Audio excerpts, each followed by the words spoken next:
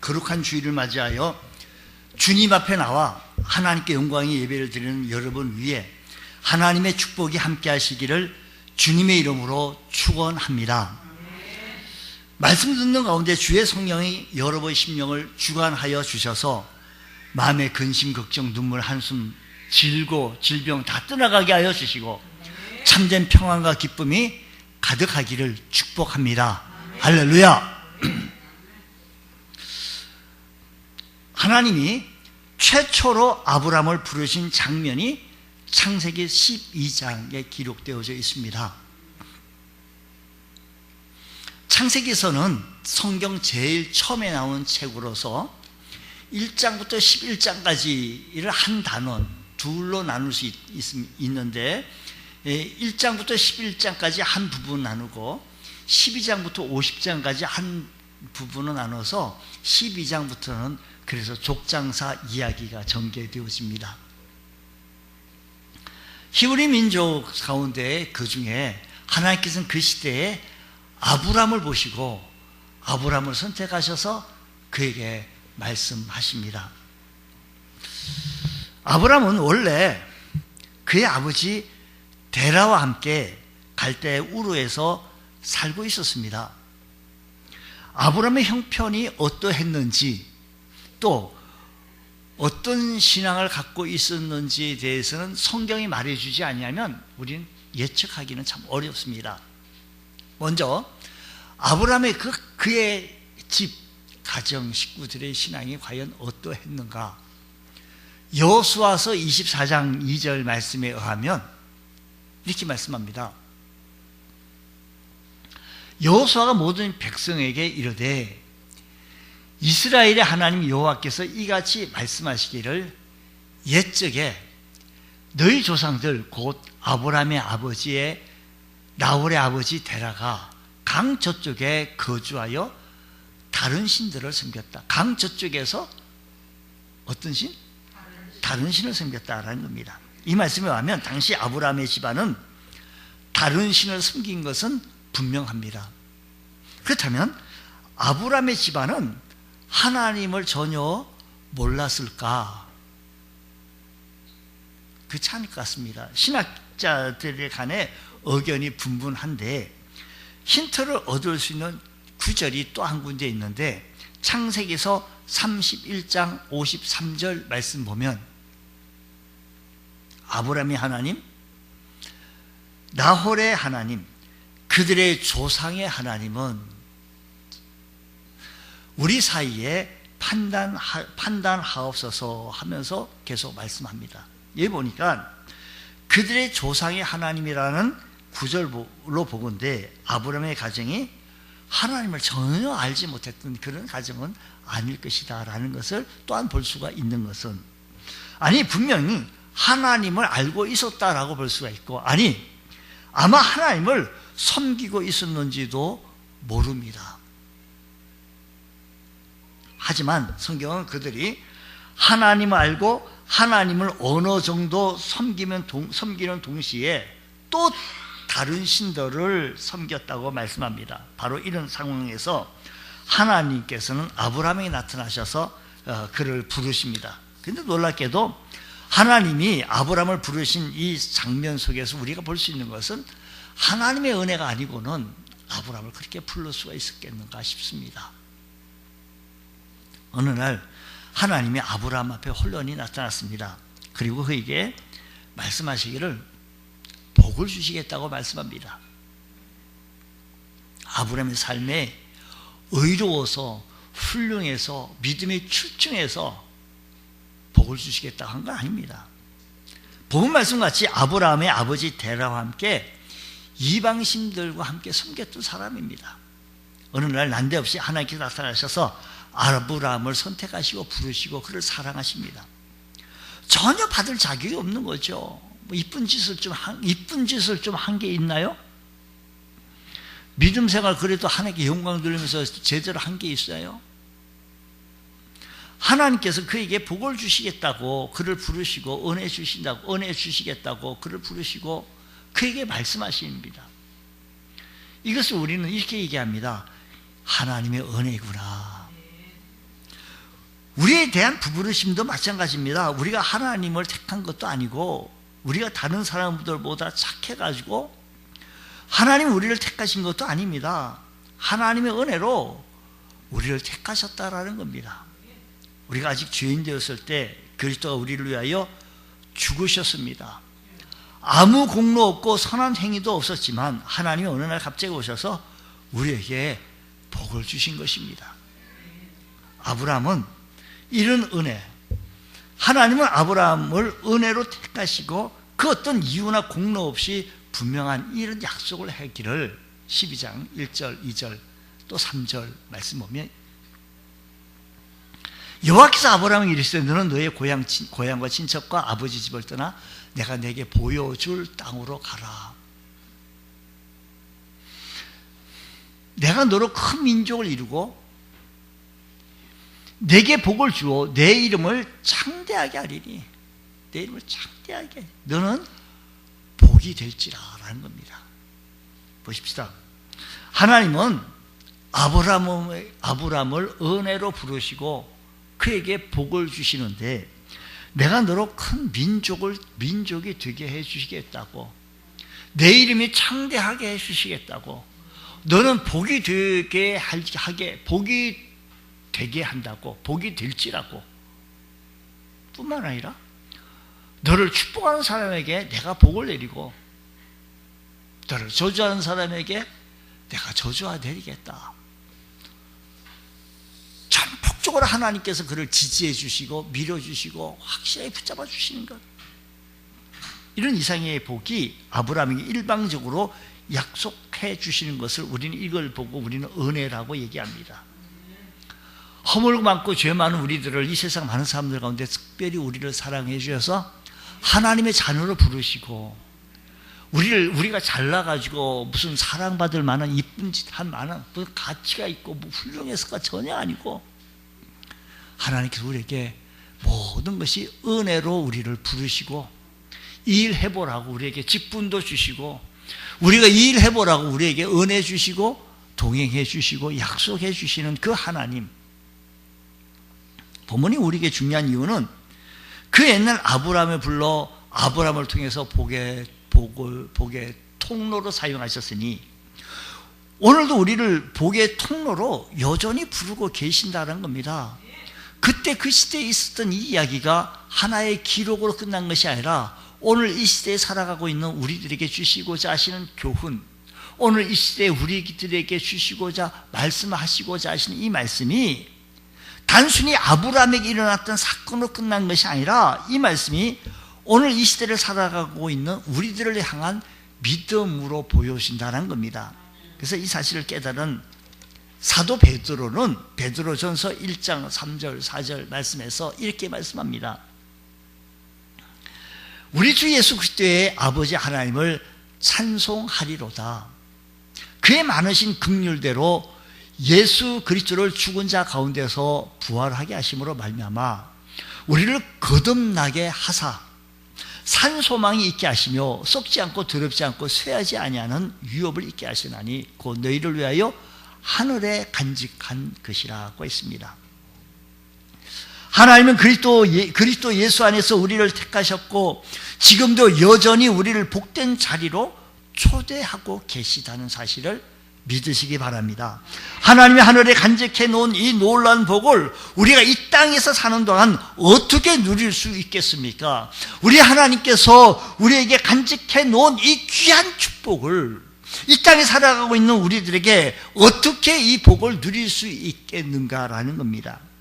아니, 나 자신만 누리는 것이 아니라 어떻게 하면 자손 대대로 이 복을 다른 사람에게 나눠줄 수 있는 복의 통로가 될 수 있겠느냐라는 겁니다. 하나님께서 나를 축복하여 주시고 나를 하나님의 자녀로 하나님 백성으로 삼아주신 것도 감사한데 그뿐만 아니라 나를 통하여서 우리 자녀들까지 나를 통하여서 많은 사람들이 복을 받게 하시는 것, 하나님은 아브라함을 통해 하나님의 복을 받는 복의 통로가 되게 해 주셨다는 사실을 기억하시면서 그 하나님을 전폭적으로 지지하며 그 하나님을 붙잡을 수 있는 귀한 은총이 있기를 축복합니다. 내가 내게 보여줄 땅으로 가라. 하나님의 부르심을 받은 아브라함은 정동 고향을 떠나 믿음의 여정을 떠나게 됩니다. 이런 아브라함에게 가장 큰 두려움이 과연 무엇일까? 어디로 가는지 모르고 간다는 겁니다. 오늘 본문에 보면 참 답답한 것은 보여줄 땅으로 가라라는 겁니다. 보여준 땅이 아니라 보여줄 땅이에요. 길을 떠나는 사람에게 가장 답답한 것은 이와 같은 겁니다. 내가 어디로 가지? 보여줄 땅. 그러니까 어느 방향으로 잡고 가야 할지도 모르고 또 모르기 때문에 하루하루 보여주시는 그곳으로 가야 하겠기에 아브라함은 제일 답답하기도 하고 어려운 일입니다. 요즘 우리가 어느 목적지를 향하여 목을 가게 되어질 때 내비게이션을 타고 갑니다. 뭐 가는 길도 내비게이션을 좀 도움을 많이 받습니다. 가다가 무슨 속도 위반 카메라가 또 어디에 숨어 있는지 이게 수시로 또 변경돼서 어디 지난번에 여기 있었던데 이번에는 거기서 떼어가지고 또 저쪽에다 붙여놓고 막 또 우린 또 그렇기도 하니까 또 나도 모르게 또 앞에 차들이 없으면 또 이렇게 속도를 낼 수가 있으니 이런 도움을 받기도 하고 길을 찾아가는데 이 골목인가 저 골목인가 하면서 내비게이션을 틀어가면서도 놓쳐요. 아이고 한번 돌고 또 돕니다. 이것에 대해서 히브리서 기자는 이렇게 말합니다. 히브리서 11장 8절 말씀에 보면 믿음으로 아브라함은 부르심을 받았을 때 순종하여 장래 유업으로 받을 땅에 나아갈새 갈 바를 알지 못하고 나아갔다는 거. 갈 바를 알지 못하고 나갔다. 한번 보십시다. 지금으로부터 약 4천여 년 전 아브라함이 살던 그때 그 시대에는요, 지금 이 시대와 많이 다릅니다. 그 당시는 서로 나라와 나라의 국제법도 있는 것도 아니고 협상한 것도 아니고 보호조약도 있는 것도 아니고 그 당시 고향을 떠나 다른 지역으로 간다는 것은 생명을 건 여행입니다. 가는 길에 어떤 일이 일어날지 모르는 일인 것입니다. 근데 지금 하나님은 아브라함에게 그런 위험한 일을, 그런 힘든 일을 명령하시는데 게다가 어디로 가야 할지 모르고 갈 바를 알지 못하고 방향을 알려주지 않고 무조건 내가 내게 보여줄 땅으로 가라라는 겁니다. 아브라함이 얼마나 참 고민스럽습니까? 여기에서 한번 생각해 보십시다. 얼마나 답답하겠습니까? 동네 사람이 와서 묻습니다. 짐을 꾸리는 아브라함에게 와가지고 지금 뭐 하시는 거예요? 아브라함이 대답합니다. 떠나려고요. 어디로요? 잘은 모르지만 아마도 외국 같아요. 그러면 이민 가신다고요? 예. 이민 가서 뭐 하시게? 아직은 아무것도 결정된 것이 없어요. 아마 가서 뭔가 새로운 일이 시작되지 않겠어요? 아니 도대체 왜 그러십니까? 하나님이 그러라고 하시네요. 누구요? 하나님이라고요? 사람들이 혀를 차면서 아이고 망령 들었나 보네. 자식도 없이 스트레스 받다가 아버지 일찍 돌아가시고 완전히 갔어 틀렸네 하고 동네 사람들이 그렇게 얘기하지 않겠습니까? 이런 아브라함을 하나님께서 보내시면서 그냥 보내실 리가 있었겠습니까? 그런 상황 속에서 동네 사람들 다 그러고 아브라함 자신도 역시 참 어려운 여정입니다.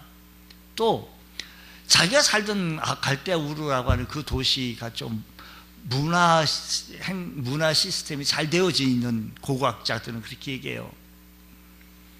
잘 갖추어진 곳에서 전혀 낯설 땅, 정보도 전혀 없는 땅에 가서 산다는 것을 생각해 보십시오. 한번 보십시오. 서울의 최고의 좋은 주택에 살다가 저 우리나라 그런 데는 좀 없을 것 같지만 그래도 저기 시골 깡촌 중에 또 깡촌, 산골 중에 산골, 전기도 안 들어오고 수도도 안 들어오는 곳에 가서 살라고 하면 살기가 쉽지 않지 않겠습니까? 이런 아브라함을 하나님께서 보내시면서 아브라함에게 최고의 무기를 하나 줘요. 세상에 이것보다 더 확실한 무기가 어디 있겠습니까? 아브라함에게 무기 하나를 지어주는데 그것이 하나님의 보호장치로 보여줍니다.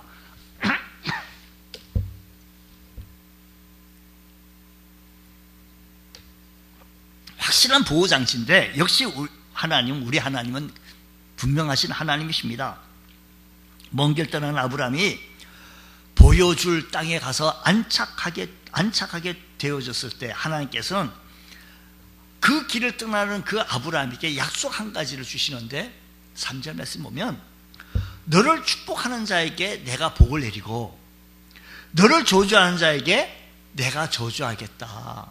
우리 3절 말씀, 땅의 모든 족속이 너로 말미암아 복을 받겠다라는 것입니다. 보통 우리가 아브라함을 복의 근원이라고 말합니다. 머릿속에 우리가 복의 근원이라고 말하게 되었을 때 머릿속에 우리 그림이 하나 그려지는데 아브라함이 딱 저 사람에게 복을 줘요. 복 받으세요. 그러면 복을 받고 저 사람 어떻게 저래? 저주 내리는 거예요. 그러면 저 사람이 딱 저주받고, 이게 아브라함의 기분 따라 그냥 막 하면 복을 받은 사람 복을 받고 저주받은 사람 저주받고 막 그러는 것 같은 뉘앙스가 들리지 않겠어요? 또 오늘 여기 스크린에 떠 있는 이 3절 말씀을 그대로 좀 읽으면 좀 아브라함이 그렇게 뭐 복을 주기도 하고 저주를 줄 것만 같은 그런 말씀을 이해되지 않겠느냐라는 겁니다. 얼른 읽으면. 근데 이 3절 말씀 우리가 자세히 읽어보면 반대입니다. 아브라함은 가는 여정길에서 누구를 축복하거나 누구를 저주한 적이 없어요. 그냥 갑니다. 근데 그 여정길에서 아브라함을 축복한 그이가 복을 받고, 가는 여정길에서 아브라함을 저주하면 그 저주한 그이가 저주를 받는 거예요. 아브라함에게 주신 이 약속, 아브라함은 가만히 있고 아브라함을 어떻게 대하느냐에 따라서 그 사람이 복을 받기도 하고 저주를 받기도 한다는 겁니다. 먼 길 떠나는 아브라함에게 이것보다 더 훌륭한 무기, 더 멋진 보호가 어디 있겠습니까? 앞으로 네가 어느 마을에 들어가더라도 걱정하지 말라. 앞으로 네가 노상에서 어떤 무서운 사람을 만난다 할지라도 두려워하거나 떨지 마라. 누구라도 너에게 복을 빌고 너에게 잘 대해주면 내가 그 사람에게 복을 줄 것이라. 앞으로 누구라도 너를 저주하고 핍박하면 내가 그 저주를 그 사람들의 머리로 되돌아가게 하겠다. 너는 두려워하지 말고 그냥 당당하게 내가 너로 보여줄 땅으로 가기만 하면 된다. 아멘. 보여줄 땅으로 가면 된다. 이것이 하나님의 보호 약속입니다. 성도들을 보호하는 약속입니다. 여러분 보세요. 가나안 땅을 향해 전진해 나가는 아브라함이나 예수 믿고 천국을 향하여 전진해 나가는 우리 이 세상 하나님의 거룩 하나님 백성들, 다를 게 뭐 있겠습니까? 여기 살아가는데, 우리들의 인생상 살아가는 데에서 믿음의 여정 속에서 답답한 일, 오해받는 일, 힘든 일, 어려운 일 한두 가지입니까? 내 마음대로, 내 인생의, 내 능력의 한계죠. 안 돼가지고 주저앉기도 하고 좌절하기도 하고 될 것 같은데도 안 되고 힘들 때가 한두 번입니까? 근데 우리 하나님께서 우리들을 이 여정길에 우리를 보호 약속해 주시는데, 우리 인생길에서 너는 가만히 있어라. 내가 너를 위하여 지켜주시겠다고, 천군 천사 대동하여 보호하여 주시겠다고 약속하셨으니 이 약속 붙들고 살아갈 수 있는 귀한 은총의 은혜가 있기를 축복합니다. 아브라함은 가만히 있어요. 가는 길에 아브라함을 축복하면 그가 복받아요. 아브라함을 저주해서 그럼 그가 저주받는 거예요. 실제로 실예가 있습니다. 아브라함에게 약속하신 복과 저주의 약속이 이루어진 사례들이었는데, 바로가 아브라함의 아내를 빼앗아 갑니다. 왜? 바로가 그 이쁜 여인 누구냐니까 누이라고 하니까 그래 자신의 아내를 삼으려고 데리고 갑니다. 이 모습을 보면 아브라함을 야단을 쳐야 되는데, 그날 밤 하나님께서는 바로의 꿈에 나타나서 바로를 죽이려고 합니다. 아브라함을 향한 저주가 바로의 저주로 임하게 되어진 것입니다. 깜짝 놀라 회개한 바로가 그 다음날 아침에 아브라함을 부릅니다. 어찌 이랬냐? 아내를 돌려주면서 많은 가축을 주고 종을 따라주면서 아브라함에게 축복합니다. 맨 처음에는 아브라함의 아내를 뺏어갔다라는 것을 저주한 겁니다. 그러니까 그 바로의 집에 저주가 임하는 거예요. 죽음의 재앙이 임합니다. 그 다음날 회개하고 와가지고 하나님 잘못했으면 몰랐습니다. 하나님께 얘기하기를 네가 몰랐기에 내가 여기까지 한 거지, 네가 알고 했다면 넌 당장 죽었다라는 거예요. 그러면서 하나님 바로가 그 아브라함에게 보상까지 해주면서 사라 아내를 되돌려줬을 때 바로의 집이 평안했다라는 겁니다. 복이 임하게 되어졌다는 겁니다. 저주가 사라졌다는 것입니다. 정확하게 아브라함의 아브라함을 저주했을 때 저주가 임했지만 축복하고 되돌려주고 보내줬을 때는 그 복이 그 집에 임하게 되어졌던 것입니다. 아브라함이 후대했을 때 바로의 집에는 후대를 받게 되어졌다, 회복이 되어졌다라는 겁니다. 그뿐입니까? 창세기 20장에 있는 말씀인데요, 창세기 20장에 있는 아비멜렉이라고 하는 사람이 왕입니다. 아비멜렉. 그 왕이 보니까 아브라함의 아내 사레가 너무 이뻐서 또 데리고 갑니다. 누구냐? 누이라고 합니다. 3절 말씀 뭡니까? 20장 3절 말씀은 그 밤에 하나님이 아비멜렉에게 현몽하시고 그에게 이르시되 내가 데려간 이 여인으로 말미암아 뭐 어떻게 되는 거 아니? 너가 죽어. 그는 남편이 있는 여자임이라. 어찌나 놀랐는지요. 그러니까 아비멜렉이 얘기합니다. 난 정상적으로 데리고 왔습니다. 정상입니다. 7절 말씀 보니까 이제 그 사람의 아내를 돌려보내라. 그는 선지자라. 그가 너를 위하여 기도한 사람이다. 그가 너를 위하여 기도하리니 내가 살려니와 네가 정말 돌려보내지 아니하면 너와 네게 속한 자가 다 반드시 다 어떻게 해요? 반드시 어떻게 됩니까? 죽을 줄 알지라. 아브라함을 저주했더니 그 집에 속한 자까지 다 죽는다는 겁니다. 그 다음날 회개하고 아브라함을 부릅니다. 어찌하여 나에게 이렇게 했냐고. 14절 아비멜렉이 양과 소와 종들을 이끌어 아브라함에게 주고 그의 아내 사라도 그에게 돌려보내고 이렇게 하게 되어졌더니 15절 아브라함에게 이르되 내 땅이 내 앞에서 있으니 내가 보기에 좋을 대로 해라. 아비멜렉의 집에 다음에 나갔더니 그 다음에 회복이 되어지고 그 집에 자식이 없는 집안에 자식이 출생되어지고 은혜를 받게 되어지더라라는 겁니다. 우리도 아브라함과 같은 사람이에요. 아무 이유 없이 우리를 갈대아 우르 같은 곳에서 우리 살고 있는 갈대아 우르에서 살던 우리들을 찾아와 주시고 죄에서 불러내어 후원해 주시고 하나님의 거룩한 자녀 삼아 주셨어요. 그리고 우리에게 믿음으로 살아가라고 믿음의 여정을 시작하라는 겁니다. 믿음으로 살아간다는 것은 너무 힘든 여정입니다. 믿지 않는 사람들 사이에서 또한 핍박 아닌 은근한 핍박도 압력도 받기도 하죠. 오늘도 교회 가야 되냐고, 나랑 저기 가면 안 되냐고 상처받기도 하며 우리가 이 세상 살아갈 때 믿음 지키기가 참 어려워요. 그냥 믿음 지켜. 어떤 분은 이제 코로나 종식되어지고 하면 더 무서운 것이 옵니다. 그러면 또 어떡합니까? 우리 신앙은, 우리 믿음은 흔들림 없이 우리 믿음의 여정길에 성공적인 신앙생활을 해나가기 원합니다. 주여 우리들에게 은혜 베풀어 주셔서 힘든 믿음의 여정 속에서 우리의 믿음을 지켜나가게 하여 주시고 힘든 믿음의 여정 속에서 이겨나갈 수 있는 귀한 은총의 은혜가 일어나게 하여 주옵소서. 가나안을 향해 가는 아브라함이나 천국을 향해 가는 우리들의 삶이 똑같습니다.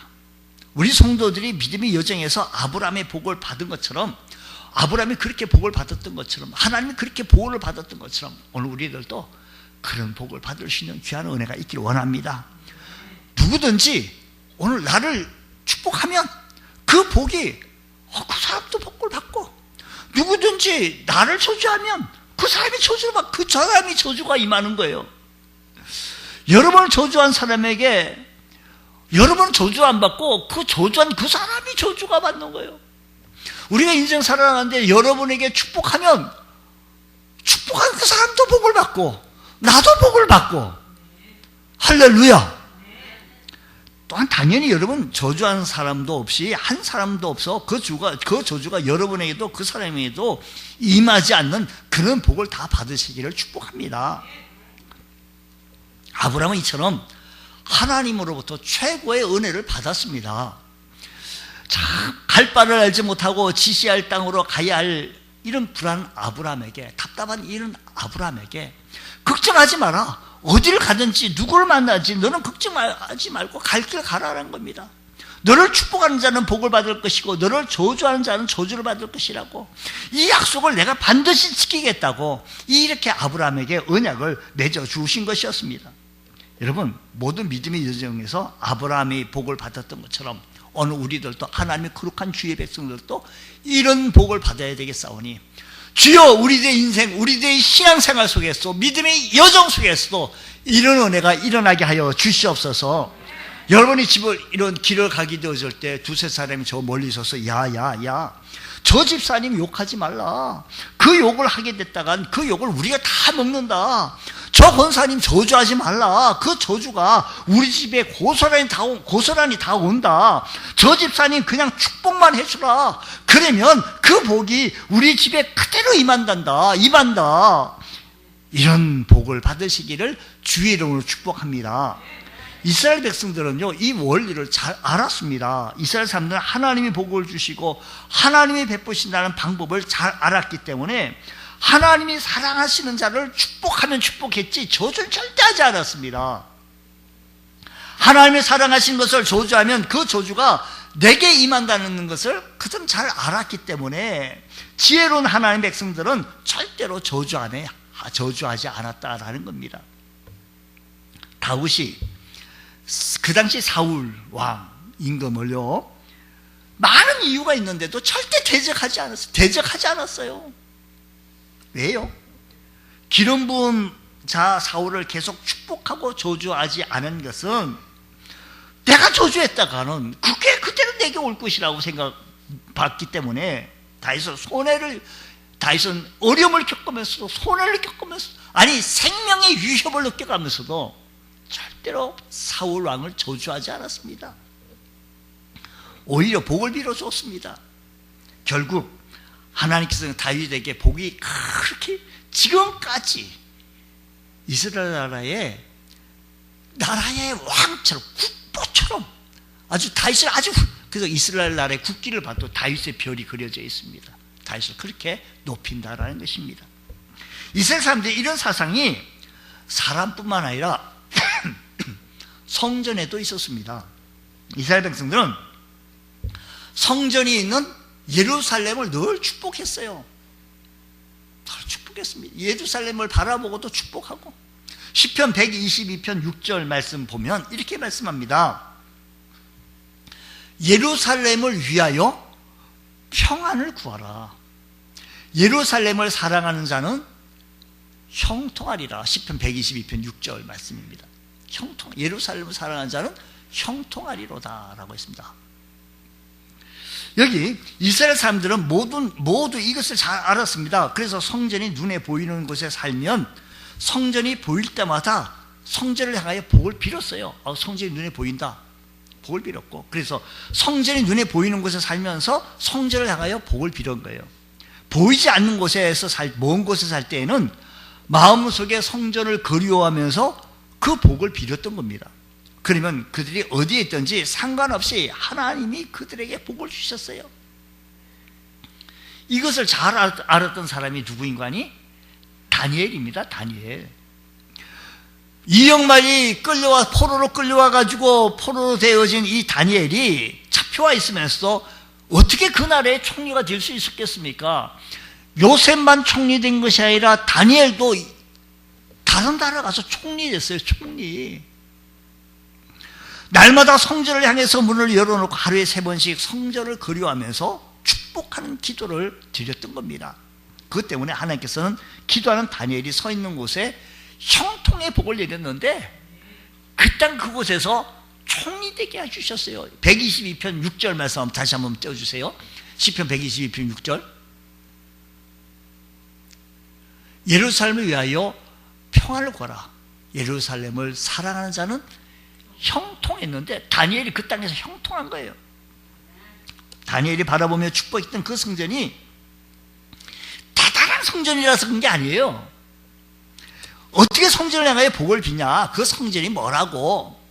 이렇게 성전을 그냥 비양냥 그리는 사람도 있을 것입니다. 물론 죄를 많이 지어서 하나님의 심판을 받아 돌 위에 돌 하나도 남지 않고 성전이 무너졌습니다. 파괴됐습니다. 근데 그런 성전을 다니엘이 저주하지 않고 오히려 성전을 향하여 복을 빕니다. 그래서 하나님께서는 다니엘에게 약속하신 형통의 길로 인도해 주셨던 것입니다. 예루살렘을 위하여 평안을 구하라. 예루살렘을 사랑하는 자는, 교회를 사랑하는 자는 형통하리로다. 자기가 다니는 교회를 향하여 늘 불평하고 저주합니다. 이놈의 교회, 이놈의 교회. 온갖 흉을 보면서 다니는 사람들이 있는데, 교회가 사람들의 모임이니 완전할 수는 없습니다. 교회는 날마다 몸부림치면서 주님 앞에 칭찬받는 교회가 되기 위해서 노력하는 곳이 교회입니다. 근데 본인이 몸담고 있는 교회임에도 늘 교회를 향하여 그냥 저주합니다. 물론 100% 안타까운 마음에서 나오는 말이겠지만 교회를 향한 저주가 몸에 밴 사람이 있어야 이야기입니다. 그 모습을 하나님이 보고 계신다는 사실을 우리 기억해야 합니다. 이렇게 불평하는 것을 하나님 보고 계신다. 그러니까 단지 그 성도가 교회를 향해 가져야 할 자세 뿐만 아니라 주변에 있는 사람들을 축복해서 그 사람이 잘 되면 그 축복이 우리에게 또 나에게도 흘러오고. 보세요, 나라가 잘못될 수가 있습니다. 나라도 불완전한 사람이 위정자가 되어서 통치하기 때문입니다. 그래 나라를 갖다 저주하지 마십시오. 나라의 형통함을 빌어야 합니다. 나라가 잘 되면 잘 되어진 부광이 나에게도 흘러 들어온다는 얘기입니다.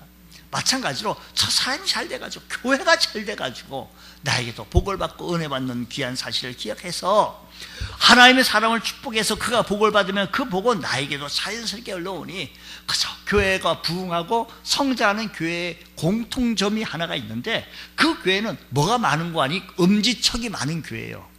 엄지척.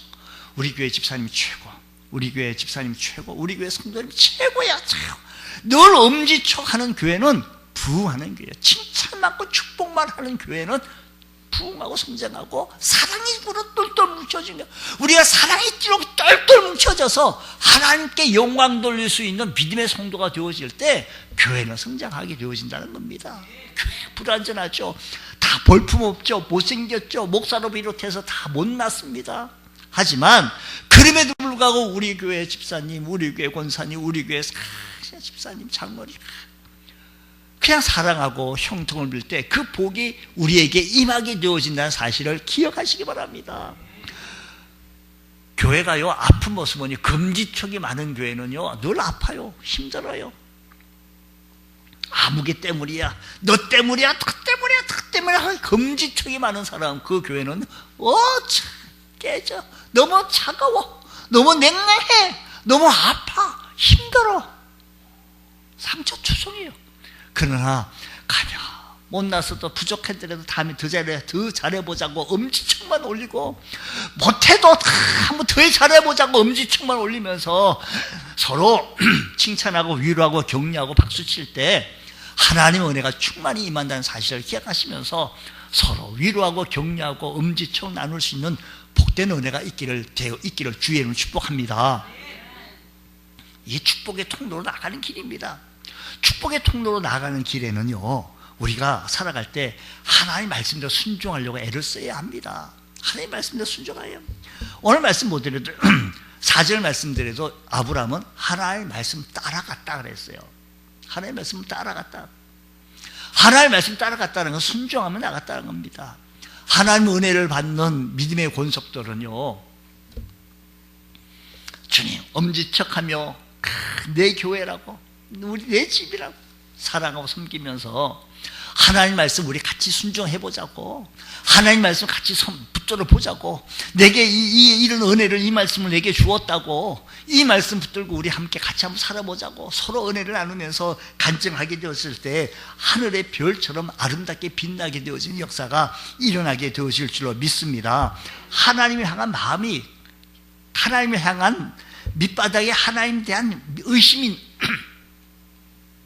하나님을 뜨겁게 사랑하는 마음이 가득하게 되어질 때 순종하게 되어집니다. 근데 늘 하나님의 능력을 의심하잖아요. 순종하기 어려워요. 주일 성수하십시오, 11조 하십시오, 믿음 생활하십시오, 기도 생활합시다, 전도 생활합시다, 이런 모든 부분들이 참 순종하지 못하는 부분은 물론 게으름도 없잖아 있지만 하나님의 능력을 조금 의심하는 거죠. 여러분, 하나님의 선하심과 능력을 믿지 못하는 것이 아니라 하나님의 선하심과 능력을 신뢰하면서 100% 말씀을 따라 순종하는 것, 이것이 축복의 통로로 나아갈 수 있는 유일한 비결이다라는 사실을 기억해야 될 것입니다. 뿐만 아니라 복의 통로가 되기 위해서는 우리 모든 삶 가운데서 하나님을 예배하는 삶 되어져야 할 것이다라는 것입니다. 복은 저절로 이루어지는 것이 아닙니다. 하나님을 예배하는 거예요. 보세요. 아브라함이 지금 가나안 땅에 들어갔습니다. 가니까 가면 하나님이 가라고 해서 왔는데 벌써 난 가가지고 등기만 딱 해놓으면 다 끝날 줄 알았는데 가봤더니 사람들이 보글보글 다 원 백성들이 다 살고 있는 거예요. 원 백성들이 그걸 비집고 들어가 살라니 이건 보통 일이 아닙니다. 장애물이 생깁니다. 힘든 일이 생깁니다. 하나님 우리를 하여금 이런 일을 만나게 되었을 때 하나님 우리가 예배를 드리는 삶은요, 예배를 드린다는 것은 하나님을 찾고 하나님을 의지하는 겁니다.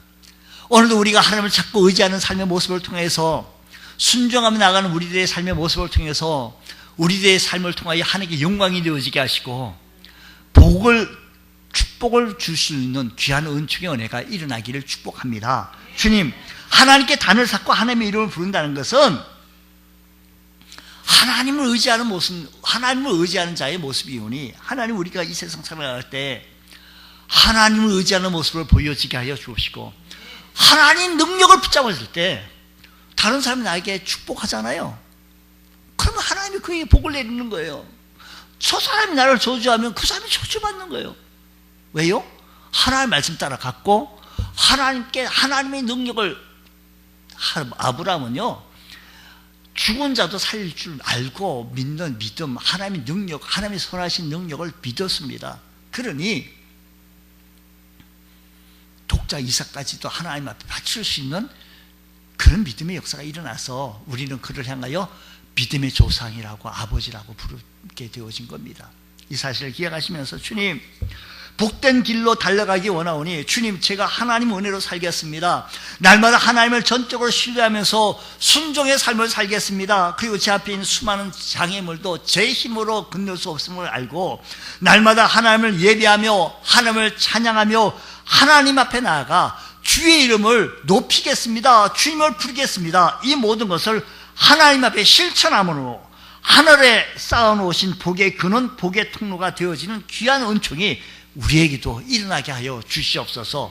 이런 은혜가 일어나시기를 주의 이름으로 축원합니다.